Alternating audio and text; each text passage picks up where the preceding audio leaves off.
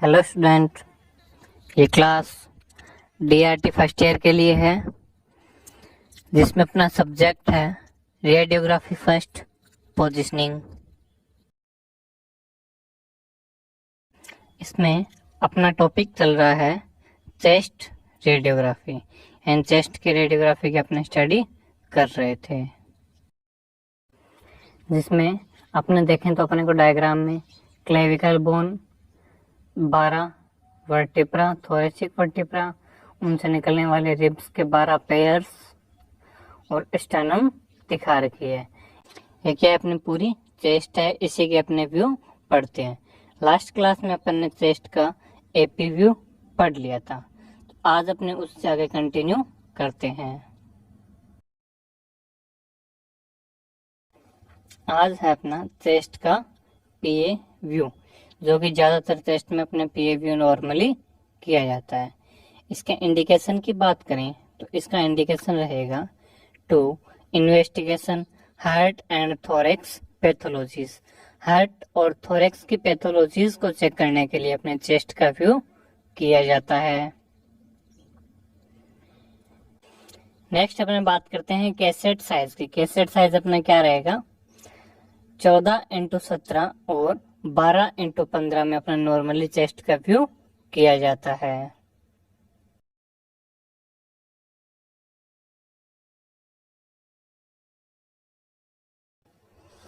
Next अपने बात करते हैं पोजीशन ऑफ पेशेंट की। पेशेंट की पोजीशन क्या रहेगी, तो देखो इसमें अपन चेस्ट का कौन सा व्यू कर रहे हैं, पीए व्यू। पीए मतलब posterior to anterior view, radiation posterior से एंटीरियर पार्ट की तरफ जाएगी। उसी प्रकार से अपने क्या है, पेशेंट की पोजीशन को सेट करेंगे।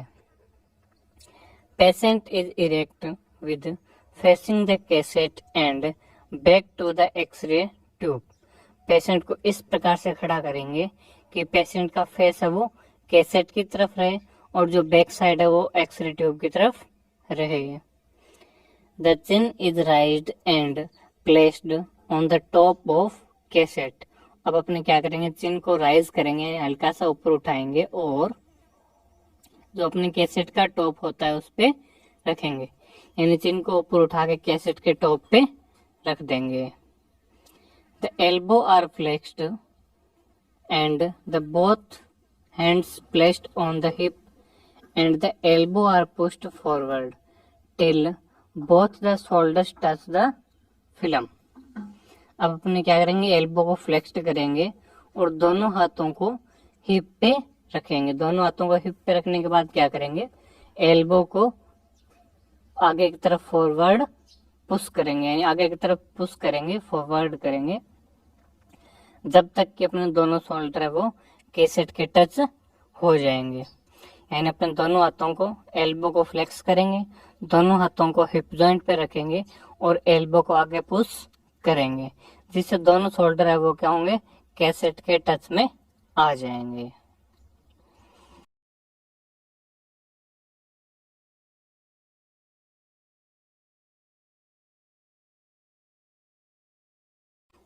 उसके बाद अपने बात करते हैं पोजीशन ऑफ कैसेट। कैसेट की पोजीशन क्या रहेगी, तो कैसेट की पोजीशन कहाँ रहती है अपने नॉर्मल व्यू में, शोल्डर से 2 इंच ऊपर। तो देखो इसमें the upper border of cassette should be 2 inch above to the level of shoulder. जो कैसेट की अपर बॉर्डर होती है वो शोल्डर के लेवल से 2 इंच ऊपर रखते हैं।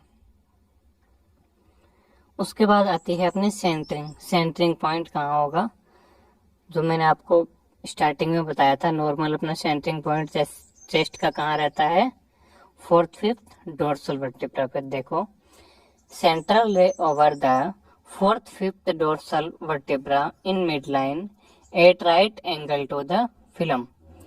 जो अपनी क्या बॉडी के मिड लाइन होती है उस पे कहाँ सेंटरिंग करेंगे, 4th 5th डोर्सल वर्टिब्रा पे। या तो 4th पे करेंगे या 5th पे करेंगे या इन दोनों के बीच में करते हैं। यानी जो अपनी बॉडी की मिड लाइन है उस पे वर्टिब्रा पे 4th 5th डोर्सल वर्टिब्रा पे अपने सेंटरिंग करते हैं।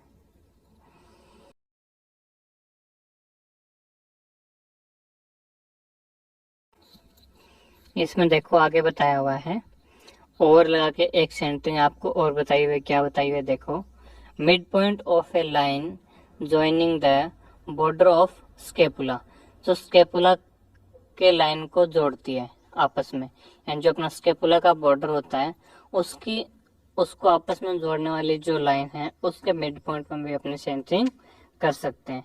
यानी अपने को कहाँ रखना है अपना सेंटरिंग के लिए, 4th 5th डोर्सल वर्टिब्रा पे। वहीं अपनी क्या ये स्केपुला के जो बाहरी बॉर्डर को जोड़ने वाली लाइन होती है उसका मिड पॉइंट आता है। To reduce magnification a long focus film distance 180 centimetre. Magnification को रिड्यूस करने के लिए अपने क्या करते हैं, एक long FFD focus to film distance लेते हैं। कितने लेंगे, 180 सेंटीमीटर। ये भी अपने क्या है, जो सेंटरिंग कर रहे हैं उसी टाइम में अपने डिस्टेंस को फिक्स किया जाता है। Patient should be hold breath in inspiration during exposure. Patient क्या करेगा, जब अपने एक्सपोजर कर रहे हैं तो पेशेंट से इंस्पायरेशन करवा के और श्वास को रोका जाता है, ताकि जो चेस्ट की मूवमेंट है वो रुक जाए और अपनी इमेज क्लियर आ जाए।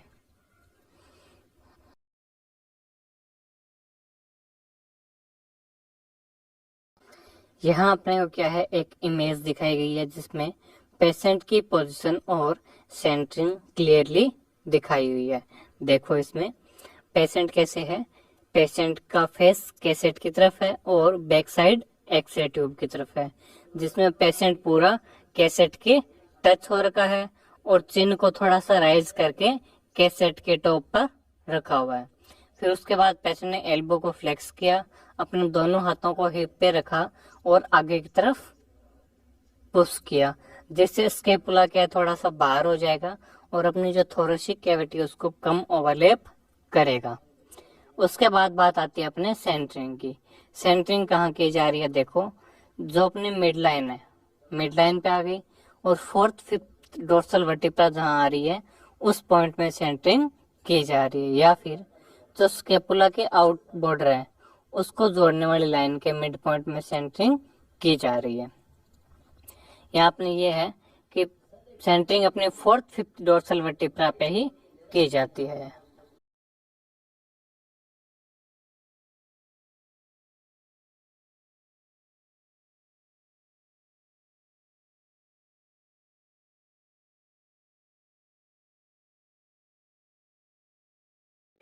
नेक्स्ट अपने बात करते हैं रेडियोलॉजिकल अपीयरेंस की। रेडियोलॉजिकल अपीयरेंस क्या रहेगा, the shadow of lungs field are seen by the either side of heart and आरोटा।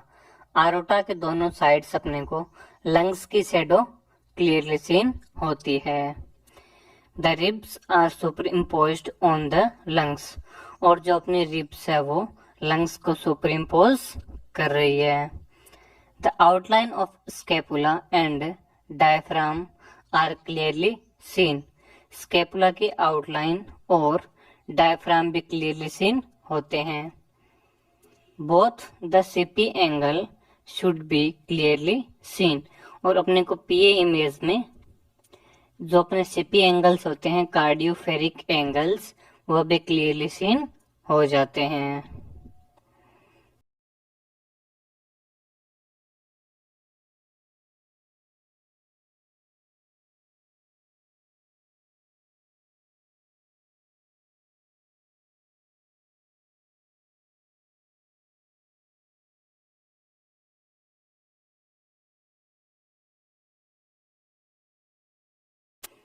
ये देखो अपने को एक चेस्ट एक्सरे की पीए इमेज दिखाई गई है। तो पीए इमेज में जो ये एरो लगा के दिखाया गया है, ये कौन सा एंगल होता है, अपना सीपी एंगल। और हार्ट की शेडो भी अपने को क्या है, देखो एक साइड में व्हाइट व्हाइट दिखाई दे रही है वर्टिब्रा के पास में, और लंग्स में फुल एयर फील्ड दिखाई दे रही है, जिससे अपने को लंग्स फील्ड भी दिखाई दे रहा है। और इसके ऊपर अपने को रिब्स सुपर इम्पोज करती हुई दिखाई दे रही है। क्लेविकल बोन और क्लेविकल बोन सीन हो रही है और वर्टिब्रा और स्टर्नम एक दूसरे को सुपर इम्पोज करती हुई दिखाई दे रही है। यहाँ अपने को डायफ्राम भी क्लियरली सीन हो रहे हैं।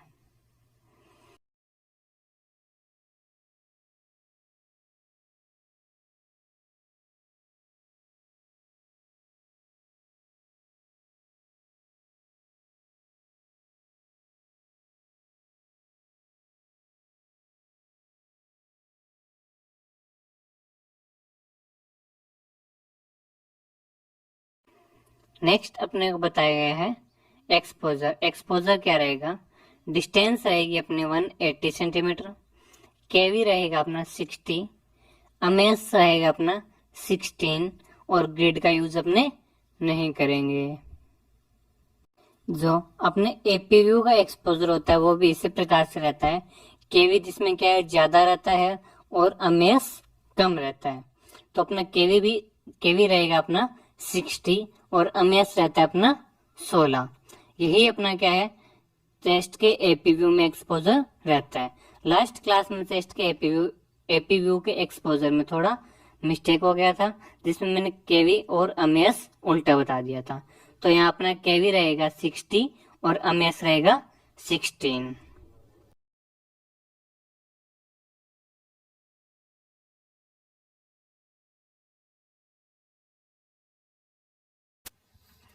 उसके बाद अपने नेक्स्ट व्यू की बात करते हैं। नेक्स्ट व्यू अपने आता है लेटरल व्यू, यानी अपना एपी व्यू हो गया, पीए व्यू हो गया। अब अपने लेटरल व्यू की बात करते हैं। देखो इसके इंडिकेशन क्या रहेगी, to localization of mid sternal lesion that is anteriorly और पोस्टीरियरली। अपने जो मिड स्टर्नल लीजन में कोई भी मास है या लीजन है उसको चेक करते हैं कि वो पार्ट अपने एंटीरियरली पार्ट में है या पोस्टीरियरली पार्ट में।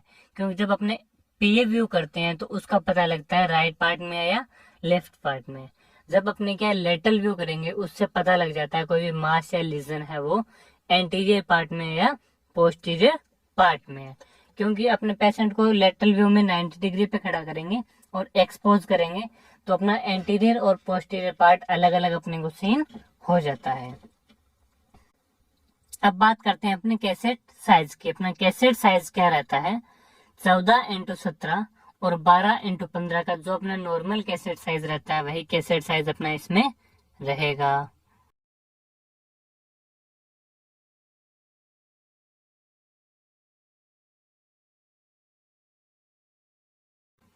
नेक्स्ट बात करते हैं position of patient and lateral view के पेशेंट की पोजीशन क्या रहेगी।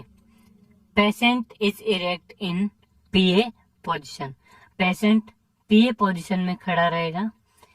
The patient rotate 90 degree in true lateral position. अब पेशेंट को क्या करेंगे 90 डिग्री रोटेट कर देंगे, पीए पोजीशन में पेशेंट को खड़ा करके और उसको 90 डिग्री रोटेट कर देंगे, जिससे पेशेंट अपना क्या है लेटरल पोजीशन में आ जाता है। जो साइड अफेक्टेड होती है वो कैसेट के टच में रहती है। The affected side is contact to the film, and जो अफेक्टेड साइड है वो फिल्म के कॉन्टेक्ट में रहेगी। Both the arms are folded and placed above the head and axilla is placed on the cassette. अपने क्या करेंगे दोनों हाथों को फोल्ड करेंगे और सर के ऊपर रख लेंगे। उसके बाद जो अपना एक्सिला पार्ट है उसको अपने कैसेट के बिल्कुल टच में कर लेंगे या कैसेट के ऊपर रख दिया जाता है। यानी पेशेंट को क्या है पीए पोजीशन से अपने लेटरल पोजीशन में लेके आएंगे, यानी 90 डिग्री रोटेट करेंगे। जब अपनी क्या लेफ्ट साइड अफेक्टेड है तो लेफ्ट साइड कैसेट के टच में रहेगी, अगर अपनी राइट साइड अफेक्टेड है तो राइट साइड कैसेट के टच में रहेगी। तो उसके बाद क्या किया जाएगा दोनों हाथ अपने क्या है फोल्ड करेंगे और सर के ऊपर रख लेंगे, ताकि जो अपनी चेस्ट की इमेज है उसके अंदर अपने दोनों हाथ ना आए, किसी को ओवरलैप ना करे और इमेज क्लियरली आ जाए।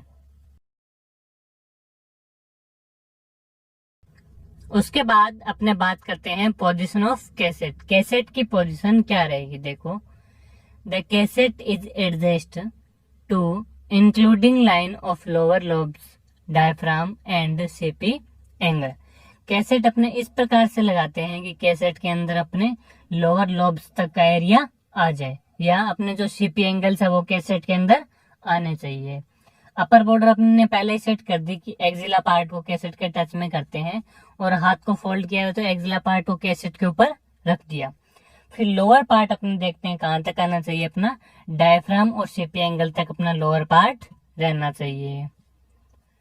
Patient should be hold breath inspiration during exposure. जब क्या पेशेंट का अपने एक्सपोजर करेंगे उस टाइम पेशेंट से होल्ड ब्रीथ करवाएंगे, इंस्पायरेशन करवा के श्वास को रुकवाएंगे।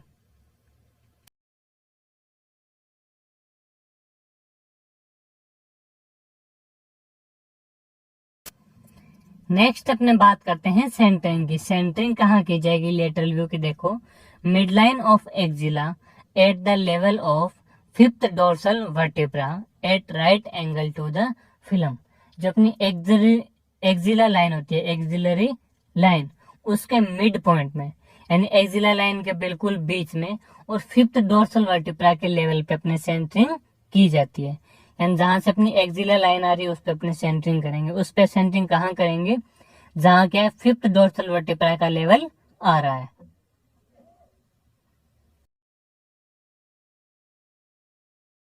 देखो अपने को इस इमेज में दिखा रखा है पेशेंट लेटरल पोजीशन में खड़ा है, यानी पेशेंट की जो अफेक्टेड साइड है वो कैसेट के टच में है। उसके बाद पेशेंट ने क्या किया, अपने दोनों हाथों को फोल्ड किया और कैसेट अपने सर के ऊपर रख लिया।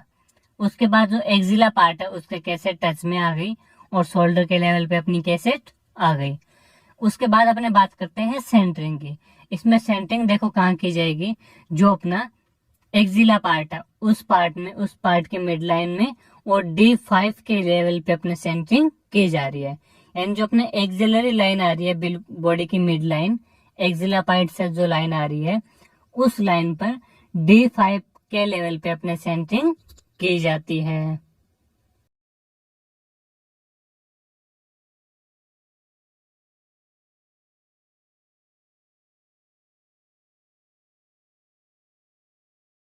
नेक्स्ट अपने बात करते हैं रेडियोलॉजिकल अपीयरेंस की। रेडियोलॉजिकल अपीयरेंस में अपने को क्या दिखाई देगा, अपन ने ये व्यू किस लिए किया था, इसका इंडिकेशंस क्या था, किसी भी मास या लीजन को एंटीरियर या पोस्टीरियर साइड में देखने के लिए। तो कोई भी मास या लीजन होगा वो अपने को एंटीरियर और पोस्टीरियर साइड में दिखाई दे जाएगा। The shadow of lungs is super imposed on each other. जो लंग्स की शेडो है वो दोनों एक दूसरे को सुपर इम्पोज करती हुई अपने को दिखाई दे रही है। The line of the diaphragm on the side nearest the film is well seen. जो डायफ्राम की लाइन होती है जो फिल्म के पास में है वो लाइन अपने को क्लियरली सीन हो रही है। यानी जो पार्ट कैसेट के टच में रहता है, कैसेट के पास में रहता है, वो अपने को क्लियरली सीन होता है। तो जो लाइन कैसेट के पास में आ रही है डायफ्राम लाइन, वो अपने को क्लियरली सीन होगी। Shadow of ribs is seen super imposed on lungs. अपने को रिब्स की शेडो भी सीन हो रही है लेकिन ये लंग्स को सुपर इम्पोज कर रही है। The dorsal spine is seen posteriorly and the sternum is seen anteriorly. अपन ने पोस्टीरियरली और एंटीरियरली देखने के लिए व्यू किया था, उसी प्रकार से देखो जो अपने डोर्सल स्पाइन है वो अपने को पोस्टीरियर पार्ट में दिखाई देती है और जो अपनी स्टेनम है वो अपने को एंटीरियर पार्ट में दिखाई दे रही है।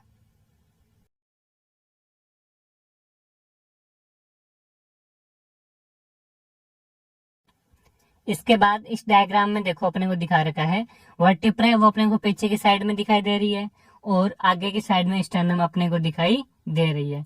लंग्स की शेडो दिखाई दे रही है और उसके ऊपर सुपर इम्पोज्ड अपने को रिब्स भी दिखाई दे रही है। ये एक इमेज वुमन की है क्योंकि इसमें क्या अपने को सॉफ्ट टिश्यू की शेडोज भी दिखाई दे रही है। इस प्रकार से अपने वुमन और मैन के एक्सरे में पता लगाया जाता है।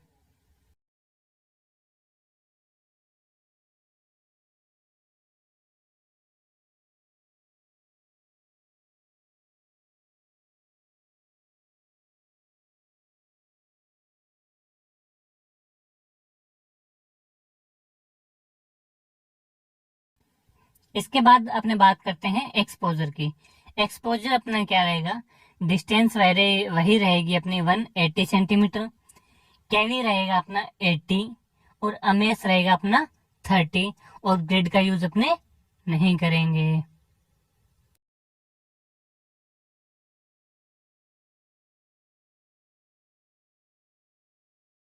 उसके बाद देखो अपने को पीए इमेज और लेटरल इमेज दोनों इमेज एक साथ दिखाई गई है और इनमें पोजीशन और सेंटरिंग में डिफरेंस बताया गया है। इस प्रकार से अपनी पोजीशन रहती है और सेंटरिंग रहती है।